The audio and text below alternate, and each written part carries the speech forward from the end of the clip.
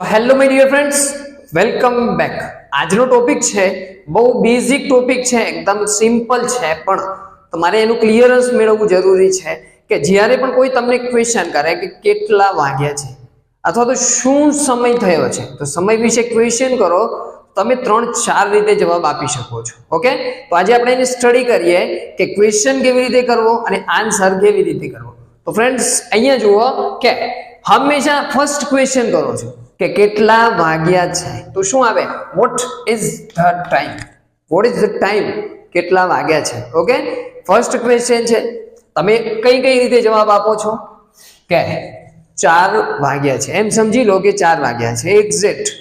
અથવા તો કોઈ એમ બોલે કે 4 કલાક 30 મિનિટ થઈ ગઈ છે. શું થઈ ગઈ છે? ધ્યાન આપજો, કામ પૂરું થઈ ગયું છે એવું તમે યાદ રાખો. અને અહીંયા છે 5 વાગવામાં 30 મિનિટ બાકી છે. હવે તમે આવી રીતે બોલી શકો 4 કલાક 30 મિનિટ થઈ છે, અથવા તો 5 વાગવામાં કેટલી મિનિટ બાકી છે? 30. અથવા તો કોઈ એમ બોલે કે 3:30 થયા છે. તો આટલી રીતે તમે ક્વેશ્ચનનો જવાબ આપી શકો છો ટાઈમ પ્રમાણે. ઓકે, તો યાદ રાખો કે જ્યારે પણ ભાગી ગયા હોય, સમય પસાર થઈ ગયો હોય, કે હું એમ બોલું કે 4 કલાક અને 30 મિનિટ થઈ ગઈ છે, ત્યારે તમારે શાનો ઉપયોગ કરવાનો છે? પાસ્ટ. ક્લુ છે કે કામ પૂરું થઈ ગયું હોય તો તમે પાસ્ટ ટેન્સ કહો છો. તો સમય જતો રહ્યો છે કે 5 કલાક થઈ ગયા છે, તો શું લખવાનું તમારે? પાસ્ટ. અને જો બાકીની વાત હોય કે 5 વાગવામાં 30 મિનિટ બાકી છે, બાકીની વાત કરે તો તમારે મૂકવાનું છે ટુ. ઓકે, આટલું યાદ છે? પાસ્ટ પૂરું થઈ ગયું છે અને ટુ એટલે બાકી છે. હવે ક્વેશ્ચન છે આની અંદર કે હંમેશા સૌપ્રથમ મિનિટ મૂકવાની. શું મૂકવાનું? મિનિટ. અને પછી શું આવે? કલાક આવે. ગુજરાતીથી એનું ઊંધું ચાલે. ઓકે, કે અહીંયા શું છે? 4 કલાક 30 મિનિટ. કલાક પ્રથમ છે, મિનિટ પછી છે. હવે શું છે કે મિનિટ પ્રથમ આવે અને કલાક પછી આવે. ઓકે, અને જો તમે વાત કરો છો કે 5 વાગી ગયા છે, તો વચ્ચે શું મૂકવાનું? પાસ્ટ. શું મૂકવાનું છે? પાસ્ટ. અને બાકી છે તો શું મૂકવાનું છે? ટુ. એક્ઝામ્પલ બતાવું તમને કે 4 વાગ્યા છે. હવે એક્ઝેક્ટ 4 વાગેલા છે, તો હંમેશા તમારે શાનો ઉપયોગ કરવાનો છે? 4 o'clock. શાનો? 4 વાગ્યા છે, ફિક્સ ટાઈમ છે, તો o'clock. 4 વાગ્યા છે, 4 o'clock. ઓકે, અને હંમેશા આગળ શું મૂકવાનું છે તમારે? ઇટ ઇઝ 4 o'clock, એટલે કે 4 વાગ્યા છે. ઇટ ઇઝ 5 o'clock, તો 5 વાગ્યા છે. ઇટ ઇઝ 10 o'clock, તો 10 વાગ્યા છે. એક્ઝેક્ટ ટાઈમ છે તો તમને કન્ફ્યુઝન નહીં આવે કે o'clock તમારે પાછળ મૂકવાનું, આગળ શું છે? It is 4 o'clock, it is 5 o'clock, એટલું છે. પણ અહીંયા થઈ ગઈ છે તો શું મૂકવાનું છે? પાસ્ટ. શું? પાસ્ટ. ઓકે, તો પ્રથમ મિનિટ આવે. ઓકે, 30 વચ્ચે શું આવે? પાસ્ટ 4. 30 પાસ્ટ 4 એટલે કે 30 મિનિટ અને 4 વાગ્યા છે. 4 કલાક અને 30 મિનિટ થઈ છે.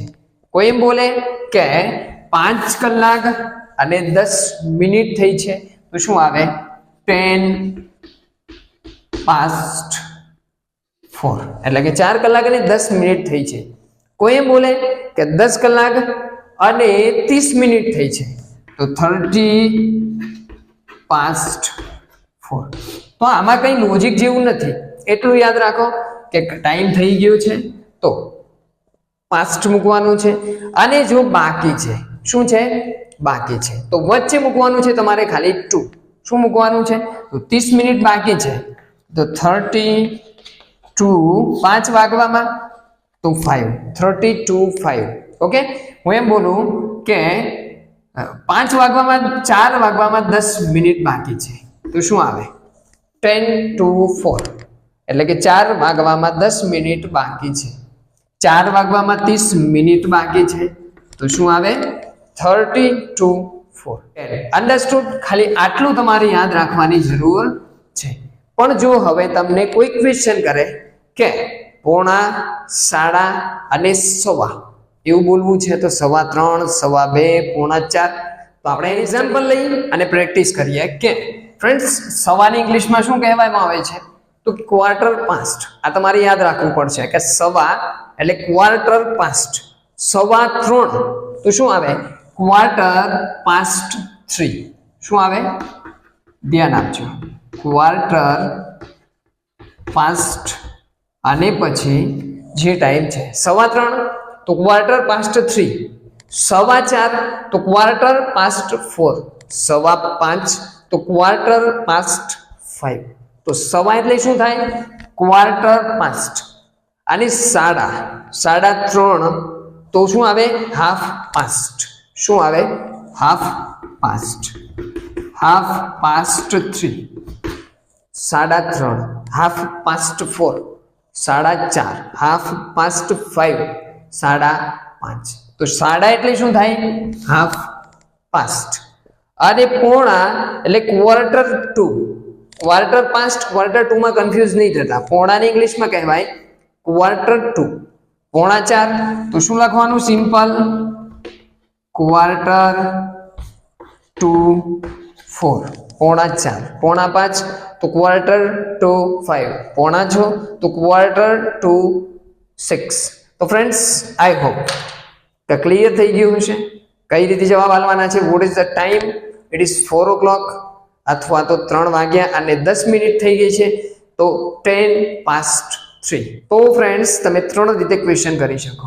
o'clock, past 2 અને આ 3 નો ઉપયોગ કરી અને તમે કોઈ પણ ને આન્સર કરી શકો છો. તો તમારે એક સેન્ટેન્સને ફ્રેમ કરી અને કોમેન્ટ કરવાનું છે કે 4 વાગ્યા અને 10 મિનિટ થઈ છે. તમે કોમેન્ટ કરજો. ઓકે ફ્રેન્ડ્સ, અને જો વિડીયો ગમે છે તો લાઈક અને શેર કરો.